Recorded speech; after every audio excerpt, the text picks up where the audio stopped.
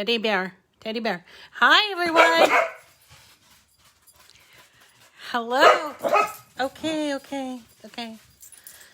Very exciting news this morning. At least my dogs think so. Actually, I'm not sure, but Teddy Bear is going a little kooky this morning. Hi, everyone.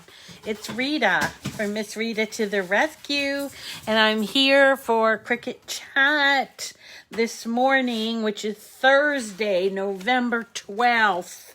And as my son would remind me, the day before the PS5 game console comes out. I wonder why he's reminding me of that. But for us, for this morning, we are going to be doing this lovely card.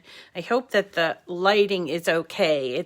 We've got November lighting, so I had to supplement with some overhead lighting. But anyway, this is a favorite card of mine. It is an Anna Griffin style card.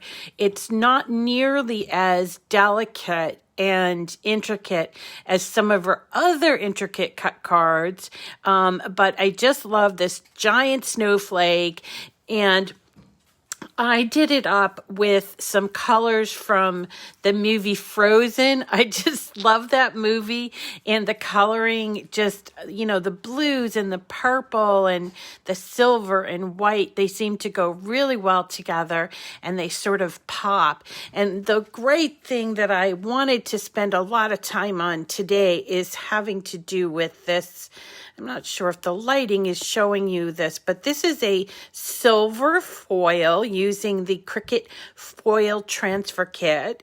So with this gorgeous sentiment, and actually there's a little error here that I'm going to show you how to prevent, okay? And so here's my error. I didn't have enough foil paper covering this area, so I'm going to talk to you about that.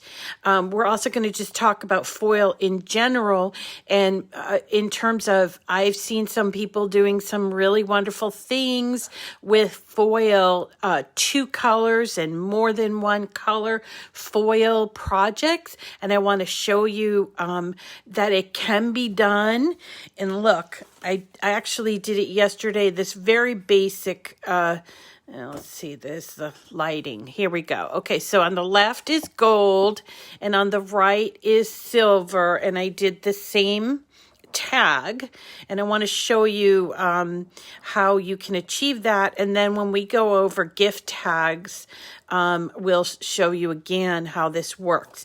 The foil kit has proven to be quite fun addition to our crafting, and so I wanted to talk a little bit more about that. So that's what we're going to be doing today on Cricut Chat. I want to take a moment to say hello to everyone. People are reporting in, saying hello. Debbie Hershey, Deborah, Mackie, hi Deborah, Nancy, Linda, Lisa, Bran, Aledra, of course, Diane, Tara, let's see, Shelley, hi Susan, and Dorothy. Good morning to everyone. I hope you're having a good morning. Yes, I think some of the fun and irritating, what is fun and irritating? Did I say irritating? It is Thursday. Yay! We made it almost through another full week, and we are going to have Cricut date night this Saturday night. I thought I would just tell you off the top that we are going to have that, and I'm trying to decide. I want to make an evergreen, like a holiday greenery wreath 3D for you, and it takes a lot of cutouts, and I was trying desperately to get all the cutouts done, because in addition to the cutouts, you have to put them together. So I'm going to try my hardest to have this ready for Saturday night, but if not, I have another topic planned, and I'll let you know as the day progresses. It really takes a long time to cut out these greenery things and then put them together. And here's an example of one. I mean, doesn't that look super realistic. And then let's see, I had some holly, but it ended up being way too big, so I have to redo those. And then another one are these pine, so I think these are Scotch pine type needles. So it's a lot of cutting and a lot of work to do a full wreath. So it's very possible that I'm just going to show you how to put together the greeneries, and then from there, we'll try to put together the wreath on Saturday night. So I'm going to work on that. And then tomorrow, I'm not really sure. I think I'm doing really beautifully elegant gift tags from Anna Griffin. I found a lot of really interesting new gift tags that I want to show you, including these ones here that I did show you just a few minutes ago. But these ones are a little bit different, but the ones that I like to show you tomorrow are from Anna Griffin, and they look like ornaments, and they could be used as ornaments. And bonus, they can be made on the Joy or on the Explore or the Maker. So tomorrow, hopefully, I will get on my Joy, and we'll be cutting these out to show you how they go together. So all that being said, thank you so much for being here today. My name is Rita. This is Cricut Chat. And if you are watching for the first time, thank you. If you're watching this on YouTube, on the replay, make sure that you subscribe to my YouTube channel, because I want to pay attention to that. I'm trying to reach a goal of resticking mats. Yes, Terry. Hold on. Trying to reach my goal on YouTube of 10,000 subscribers. And I am about 800 away from reaching that goal, which I wanted to reach by the end of the year. So let's see if we can't get to that. So if you're listening and you're not subscribed to YouTube, please. Okay. And so Terry's asking about resticking the mats. And tomorrow, when I do the Joy demonstration, I'm going to talk about resticking mats, but this is a topic that can be discussed for all mats, whether they're Joy mats or whether they're the larger 12 by 12 mats for the bigger machines. All mats can be resticked, I don't know what you call it, but there are some tips if you're struggling with like the insert card mat and also the smaller Joy mats on how to prolong the stick. Now, eventually, sometimes you will need to replace those mats, but I'm going to make it so, or show you how to prolong the stick, especially on that card mat, using one simple product, one simple tool, and I'm going to show you that tomorrow, okay? And let's see. So let's get started on today. Today we're doing this really beautiful card. It is by Anna Griffin, and it is free if you are a Cricut Access subscriber. And I'm going to show you where to find it, along with a number of other great cards that are by Anna Griffin. Did you know that Anna Griffin cards are all free to use for Cricut Access customers? And she has a lot of cards. I'm going to just show you just how many, if you've not seen how many that she has. It's just phenomenal. And I just love doing her cards. Thank you, Dawn, for sharing. Let's go to our image set, our image search engine. I'm going to move these over simply because we're going to bring in the card all at once, and I want to make it seem as if this is a blank slate. So we're starting with the blank slate, okay? And we're going to go to images, And in this case, we're going to image sets. And we are going to type in just her first name, Anna. You can, oops, I have to get up to that search box and type in Anna. Anna, there we go.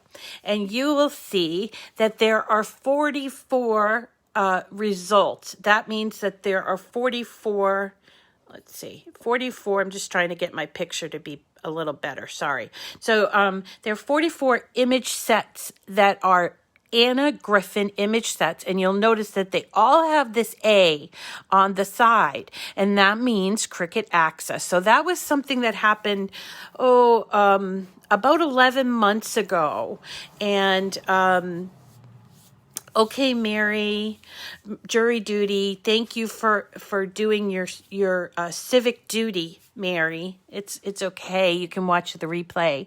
Okay, so last December, they announced that all of Anna's images were now going to be on Cricut Access, and there are just so many images, plus she has fonts. And I will point out that she has a lot of print and cut things here. There's a whole bunch, but I want to point out the fact that she has Christmas cards. It's called Anna's Christmas Cards and Embellishments. Is one of them. She has 1 and 2. She also has that really adorable Christmas kitsch grouping, which is, I think, at the top. There it is. This is Christmas kitsch. We've done a few here. We're going to do some more. And then we have other things such as Christmas ornaments or holiday ornaments, and then this winter wonderland. That's what we're going to be working on tomorrow. Okay. But for today, we are going to go into Anna's Christmas cards and embellishments. I believe it's the second one. It is the second one. Okay. So it's called Anna's Christmas Cards and Embellishments 2. Let me just double check as I did before we got on. Okay. And so there are a lot of really great cards here. We'll do some more of these. I want to point out that there's a lot of drawing that can be done here. And so you can see those are the ones that are kind of outlined in the blue writing. And so you can do some drawing, which, remember, all these drawing things could be done with foil, and it's a very simple change, and we can do some foiling with these images and also the sentiments, which is what we're going to do today. And I'm just looking for the actual card that we're doing today, and this always happens to me. Sorry, I'm just looking. It's on here. I know. There it is. It's, you know what? The way it shows up, it's kind of plain. And so it doesn't pop on the screen as much as things like this really pretty candy cane. We will be doing that candy cane, by the way.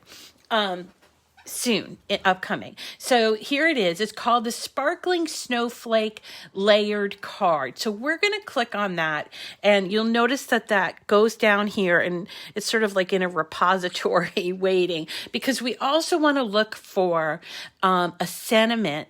And the sentiment that I chose for this one says, "May the joys of the season bring you happiness." You can, Annette. Yeah, deboss, right. We can talk about that. And actually, I got challenged in email this week to do a project that used all of the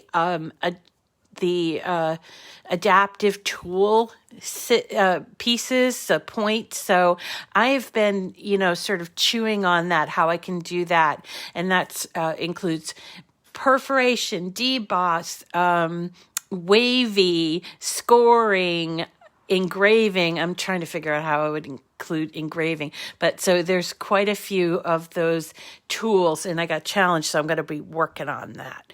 Oh, watercoloring. Beautiful idea. Oh, I would love to try that. Okay, so back to the card. So here's the card, and we're going to look for a sentiment. Now, I wanted to point out a few that are here, including this one, which that's the one I chose. May the joy of the season bring you happiness.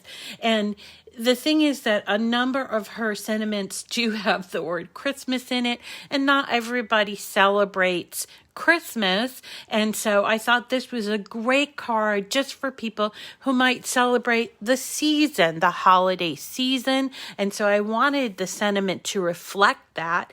And so this is the one that I chose. But I wanted to point out that this, you do not need to pick out a sentiment within that image set, right? You don't necessarily need to do that. You could go back and look at other sentiments that you might be interested in. And she has a lot of sentiments, but they're buried inside of these image sets and they're not super easy to find. So you just kind of have to go through and see what she has. So for instance, if you go through some of these, this is another Christmas card and embellishment. So there's some sentiments here.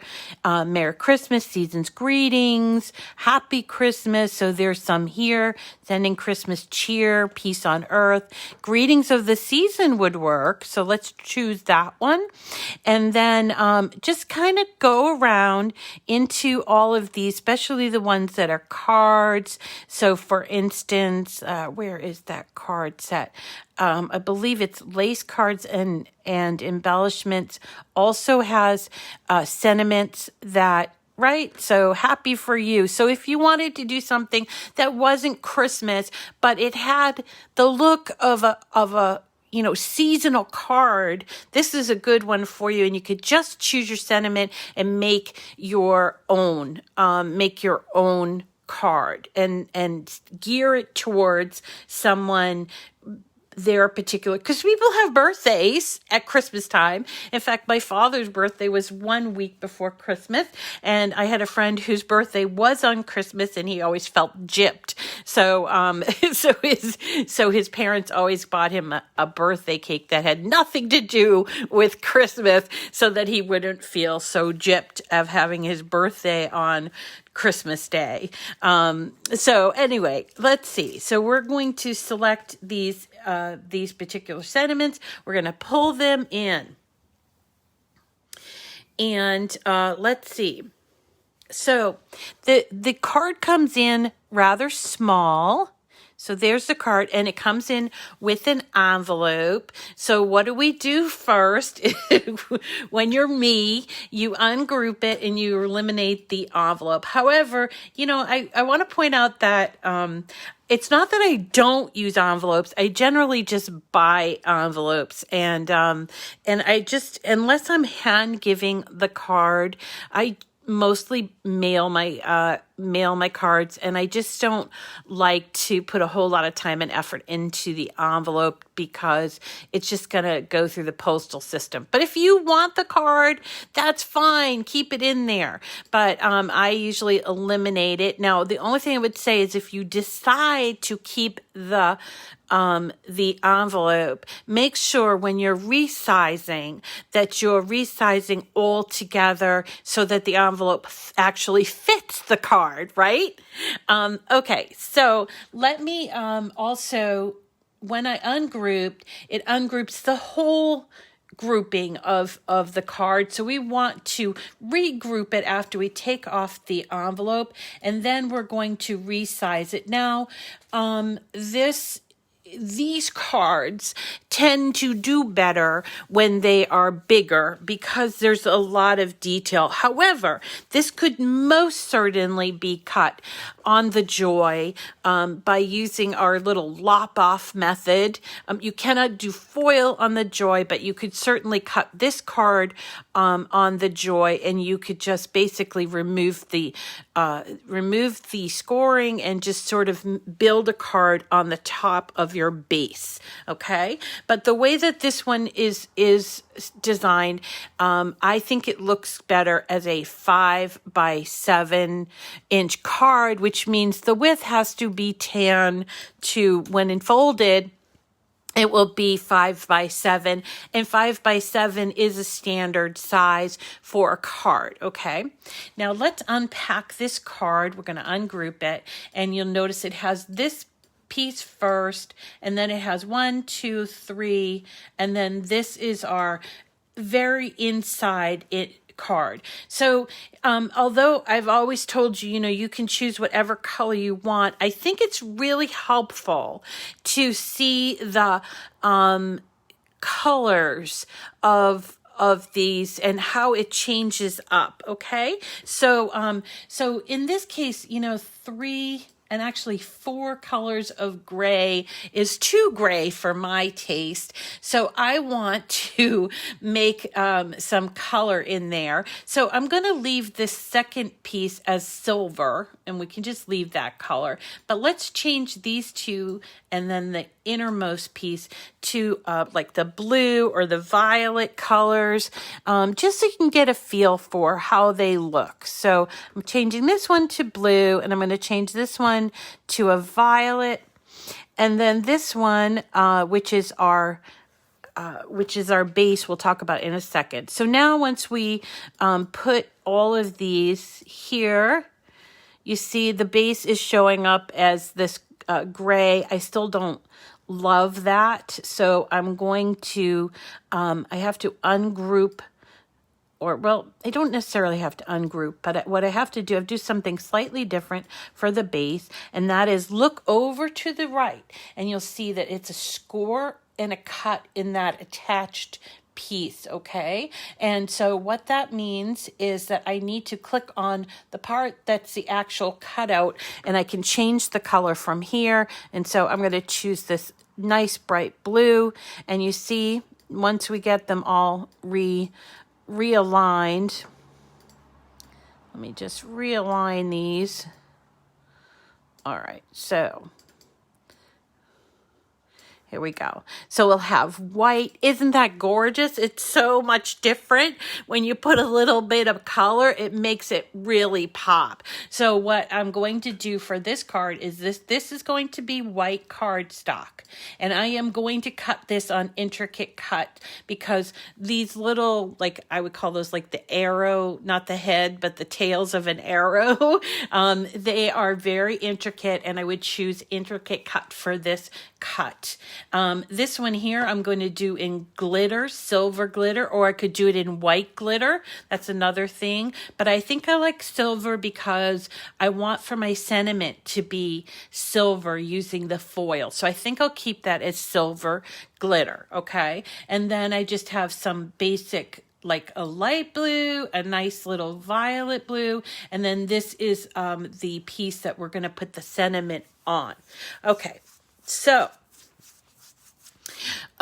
we have a couple of greetings that we picked out. We picked out greetings of the season, and we picked out may the joys of the season bring you happiness. So I think for this one that I'm going to actually cut and use the foil, I think what I'll do is I'll use, let me use this one simply because I have a mat set up that I want to show you how I do this. Okay. So I'm going to change the color here just simply because it looks better on the color of our card. Okay. So I changed the color to black, but it's okay. We're going to change it to the silver foil in a second. And I need to decide where I want this to go and how big I want it to be. I generally like them to have a little space on either side, and here's our scoring. So this to me seems like a good place. Plus I like to leave a little headroom here and then a bigger space down here for writing. So to me this looks like a really good placement. So now I have to do two things. I have to switch it to foil, and I have to attach it to my base. Okay, so to switch to foil, once it's selected, we're going to go over here to line type. We're going to choose draw, and then we're going to scroll down to foil, and we're going to choose either fine, medium, or bold. In this case, I'm going to do it in fine because I think it looks as if it's written in a fine script. So we can do that. So fine. Now it does sort of disappear on the card, which is fine. But if you need to see it, you can also just change this to whatever color you want. Remember that the machine doesn't know what color foil you're putting in there. And if this helps you to sort of visualize it, then by all means do that, right? So to me, that looks really good. And so what I'm going to do is I'm going to select both my sentiment and my back piece, my base, and I am going to make sure they're both selected, and I'm going to choose attach. So attach is down here on the bottom next to weld. We're going to hit attach, and so now my sentiment is attached. And also, if you look up here, you'll see it says foil fine. That's what our sentiment is going to do. Now today I'm only going to cut out, because this does take a while to cut out, so I'm only going to cut out the base. I'm not going to cut out these, so I'm just going to eliminate these so that you can see it. And also, after the video, check the description of the video, and I will give you the link to this project, so you don't have to go and look at it, and you can kind of deconstruct it and learn from that as well. Okay, so I will give you the link. So let's go ahead and hit make it. So let's see. So here is our card. Now I want to point out a couple of things here. Here's the base of our card. And this is why having this sort of preparation stage is good, because we want to look at where the card is situated because of where we want to put our foil. Okay, so I marked this up. You don't have to do this, but I did this so that you could understand where it was going to land, so that way we get the entire foil sentiment on there. So here's a regular mat. So I have it on a mat, and I put it a 12 by 12.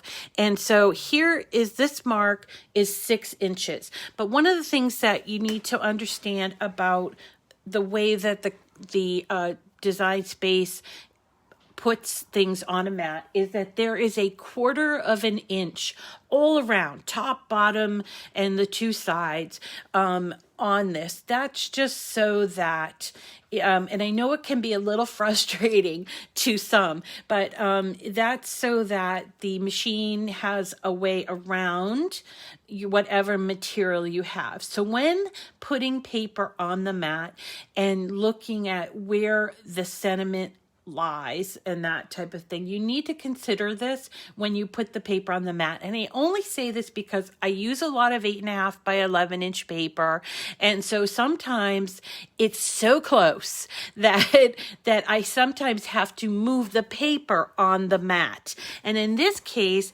I want to be able to visualize where am I going to put the foil. Now, if you are not going to be using this size foil, which is the 4 by 6, if you're going to use the 12 by 12 foil, this may not be something you need to understand, but it is something that you should be aware of. Okay, so we have a score going on here, but it's coming in at 5 1/4, and then starting at a little before 6 inches. Right? See, a little before 6 inches is our sentiment, and the sentiment comes down to about 1 1/2, and it goes to 1 2 3 4, maybe 4 1/2. So 1 1/2 to 4 1/2. It has to come in that space, and I showed you this on this mat so you could see it. So here is the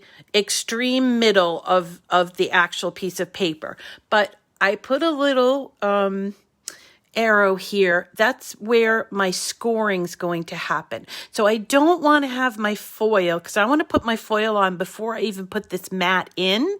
So I don't want my foil to be anywhere near that scoring, because it will look kind of funny. So I marked this so that I would know, okay, about 5.5 is where I need to move this on this end. But I also did sort of a visual here. Okay, so basically in this square is where I'm going to put my foil, and I'm going to move you so you can see how I put the foil on my mat. Okay. All right, so here we go. I hope the lighting is okay here. So here's my mat. It is a light grip mat. No reason except that it's brand new, and I wanted, you know, a lot of people use the blue light grip mats for paper, but I end up using mostly I use the purple ones because I am lazy about cleaning my mats. So, okay, so looking at this, here is our 6-inch line, but here is where the score line's going to be. Now you don't have to write on your mat. I'm just showing you this so you can understand, and you're not going to eyeball it and then realize that you didn't have the foil in the right place, right? So I had determined that around 5.5 inches, it was going to be where the foil is, and I needed it to be around 1.5 all the way down to 4.5. So for me, right here is where it should go. You see? And if you kind of visualize that this is where the card is being cut, that makes sense, right? So then I'm going to take my tape. Now I will caution you about the tape that comes it's not as sticky as like a washi tape, and if you're using a really bright color, it can lift, and in fact did lift when I did this. You see here is a little lift here. So I am using these pieces of tape over to take some of the stickiness off, and hopefully won't cause lift. So there you go. And want to put these down as flat as we can. And here we are. Now, if your tape is over where the foil is going to write, that's okay. And I wanted to show you this. So here in this case, you see how I had the foil under the tape, and then the foil transfer came through. But if you look on the back, it did actually come off on there. So, I mean, I wouldn't recommend taping the whole thing, but if you have a little bit of overlay, it's not a big deal, okay? All right, let me get my 4th piece of tape, and see, I've used these before because they have a color lift from the paper. All right, so now I have 4 pieces. Do not feel like it needs to be tight, taut, but it does need to be sort of flat, and that's how that works, okay? All right, so now we're ready. Oops, sorry for the glare. Now we're ready to put this in the machine. I'm going to move you over. I'm going to try to get my machine and my screen in at the same time. So on the screen, I'm going to hit continue, and I'm going to choose medium cardstock, because that's what this is a medium cardstock. And remember, with the foil, you're only going to be given a choice of a few of the base materials, because the foil doesn't work with everything. Since this is a card that only has 1 scoring, I am going to choose to edit my tool to Scoring Stylus, which I already have installed in my machine. And so now on my screen, it says I need to load my Scoring Stylus.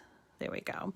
And I need to load my foil transfer tool with the fine tip, okay? So here's my foil transfer tool inside of my little tool holder. And how do I know which one is the fine tip? Well, I have to look at the tip. There's 3 tips that you get with this foil kit.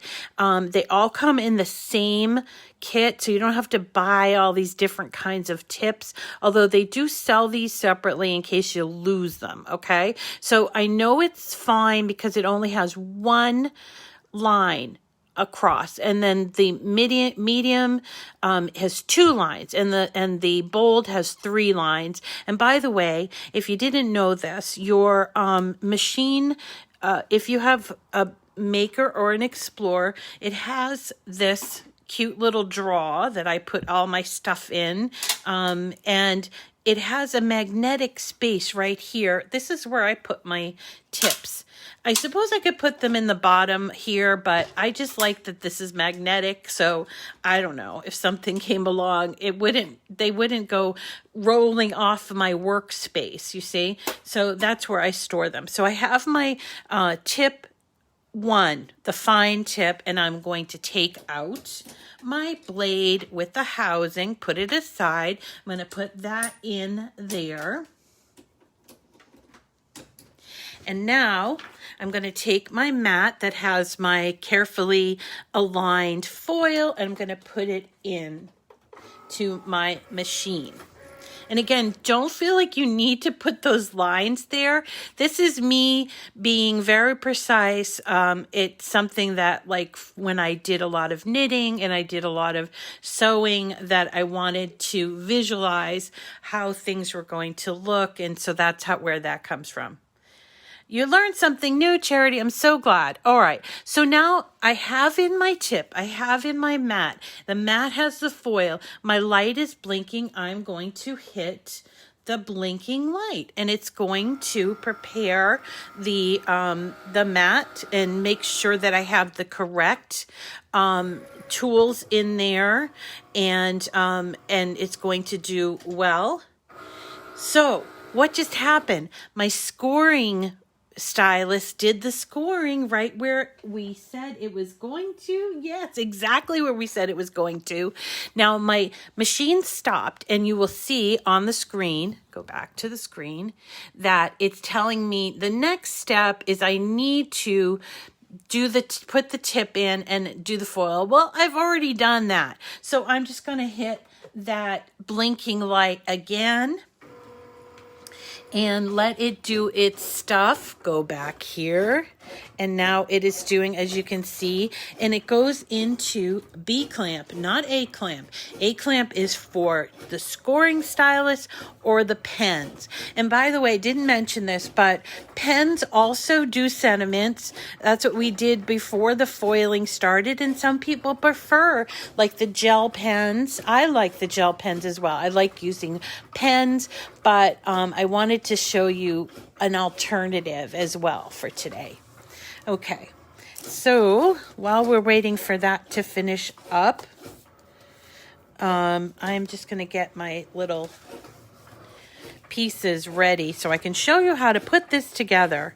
By the way, I did use the foil from this foil transfer packet.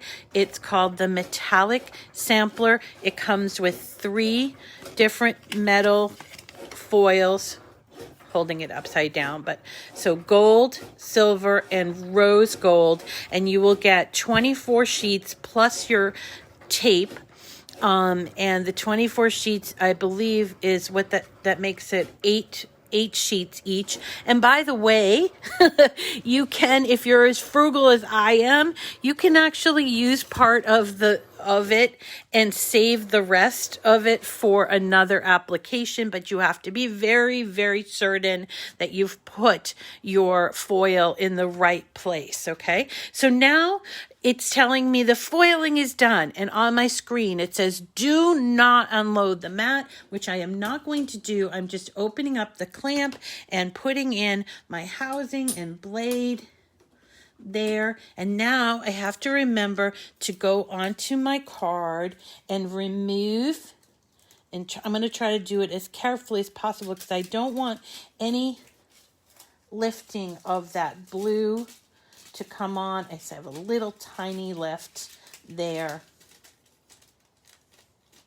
But for the most part, and I can hit go because now it's going to cut it out. So for the most part, you see, I got everything in the right place. There's a little tiny bit that was on the tape, but the rest of it is done right on that piece of foil. And as I mentioned, again, I'm a very frugal person, so I am going to take off my tape and put it on the side of my desk for future use. And I've been able to get, I think, up to 4 uses out of the tapes. So you have plenty in there. And by the way, there's also what I would do, again, being very frugal, is I probably cut this part off and use this little piece of foil. So you don't have to do that, but I don't like to waste anything. So here we go. Here is our card. Now, don't mind these lines, which I drew on there for you to look at. I'm going to take off my card base. And you can see, look at that. It got the entire thing exactly in the spot that I said I wanted it to be. Woohoo! The tape is the tape that comes inside of the package for doing the foiling, Teresa. But if you run out of tape, which you shouldn't, if you run out of tape, you can use a washi or masking tape, although I did try the washi, but I haven't tried the masking tape. All right, so your mileage may vary a little bit. Okay, so I'm going to move you so we can put together this card, and let me get all my pieces here. Let me move you. Okay, so here we go. So here are all our pieces. This is the external piece. There's our silver, our blue, our violet, and then there's our blue. Now, normally you wouldn't be writing on the card, but if you did, like I did, you would just sort of use a pencil eraser and just remove that, and you've got a really, once this is together, really professional card that you could certainly feel proud of or even sell for that matter. So what I'm going to do is I'm just going to score at the score lines for both of my pieces. This one is a little bit wavy because I used that brand new mat, and I didn't completely use that sort of technique where you peel from the mat. So I'm just sort of bending it so it comes up straight. And then we're going to put these on, and then this one needs to be folded on this line. And the way I normally do it is I fold it inward like this first. Okay, there's a piece of paper here. So I fold it in like this. Then I take my scraper, or if you have a bone fold or whatever, and you're going to scrape. You can use your fingers as well, but you're going to scrape this down. This part of the fold is extremely important because of the way that the thickness, and here is something I flubbed, but I wanted you to see how I didn't fold it nearly as much as I wanted to. So once I folded it, then I'm going to fold it the other way, and I'm kind of just trying to break the strands or the fibers of the paper so that it will go together and not like lift up there, okay? But don't do it so hard that the pieces fall off or anything.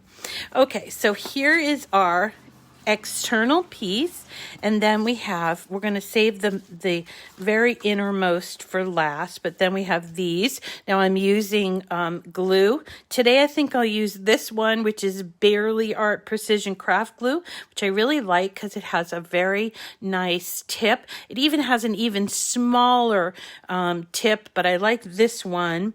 And what I'm going to do is I'm going to dot. I'm not going to put a whole bunch of glue on there. I'm just going to kind of dot glue all around. This part's important because there are pieces that are fairly loose and we want for them to stick to the backing, okay? This is something that for a layered card, we really want to be very precise about, even doing these little pieces that stick up, that the arrow, an arrow sort of back tail. It's a tail. I think it's called a tail. And so we want to make sure that that glue is there, but we don't want to put too much glue because we don't want it to squirt out the sides, and that will ruin some of that professionalness of our card. And I am like going real fast, so don't feel like you need to keep up with me if you're watching this and you're trying to do it along with me. I make mistakes, and I just always tell you, you'll do it better because you'll have, more time and patience than I am offering here. So don't feel like you have to do it as fast as me. I've been doing this a long, long time, and I still mess up, and I would be a lot slower if I weren't on camera. I just want to be cognizant of your time, okay? So I have made sure that I got all these little, oops, here's one I didn't get. And by the way, if you miss one, no big deal. I'll show you how to put some glue. And then I'm putting a line or a bead of glue around the edges here. And I'm going to take my silver piece first, and I'm going to lay it. Remember, this is, we're looking at the back of the card, so we're going to put the silver facing the other way, and we're going to line it up. Now, I want to point out to you something. When you line it up, it's not going to line up completely here, okay? What you're really interested in is making sure it lines up with the score and the other pieces, the piece that's just below it, because you don't want to see a lot of peek through. And see here, we have a little bit of what I would call peek through. All right. All right, and then we're ready for the next color, which is this blue. And we're putting the glue on the back of this, not on the front of this, if that makes any sense to you. But if you did put the glue on the front of this, you'd end up with glue on the front of your card, okay? So we need to be careful not to do that. And by staying away from that, simply is just to work from the back of the card, not the next layer. All right, and we're doing the same thing. We're putting a lot of glue on this layer. The next layer don't need nearly as much glue or as so much precision. And again, you'll do a better job than me. I am simply trying to rush along so that we get everything in to today's chat. All right. You'll be more precise than me. Okay, so then I take my blue piece. I'm going to line up. Remember, I'm lining up not with the front of this card, but I'm lining up with this part here because I want to be able to close it. And if you don't line it up, it won't close. Okay, so there's our blue, and now comes our purple, which still has a little sheet of sticker on there, so take that off. And not nearly as precise about the glue, but don't put a ton, right?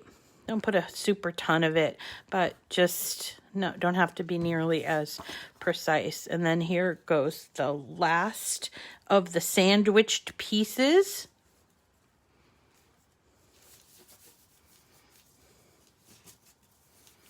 And then our insert, okay? So our insert, our very innermost part of the card, we only do the front glue the front. If you glue the back, you will have a problem with cutting, okay? And you notice that our front piece actually lines up both on the fold and on the front of the card. So that way we have a nice sort of sandwich effect. You see that? So we got to make sure that that glue is really adhered properly. I'm going to show you a little trick in case you didn't, or you forgot something, or you didn't glue it all. But here is our completed card. No glue on the back here, folks, okay? Because we want it to be able to open up, and then you have a little more space to write if you want to. Okay, so what happens when you have these little things that lift? Well, thankfully, with these precision glue tips, you can just sort of lift them up and add the glue there. Be careful with glitter paper. It does require a little bit more glue, but you don't want too much. So you might have to go back and press that on. But here is the issue that I have is right here. So I'm just going to take my precision glue and I'm just going to squeeze it in to the side. And there we go. And I'm just squeezing it in so that it will hold. Now, if you really want it to push down really hard, you could also cover this with something and then just put something on it. Boom, like this, like this, so that it will hold down while it's gluing, or you can just use your hands and hold it there, okay?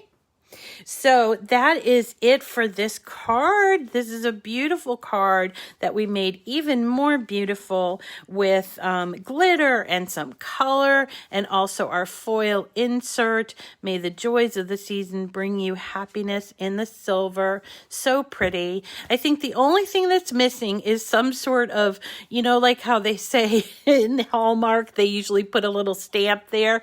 Maybe we need to develop little stamps that say, from the desk of, or something like that.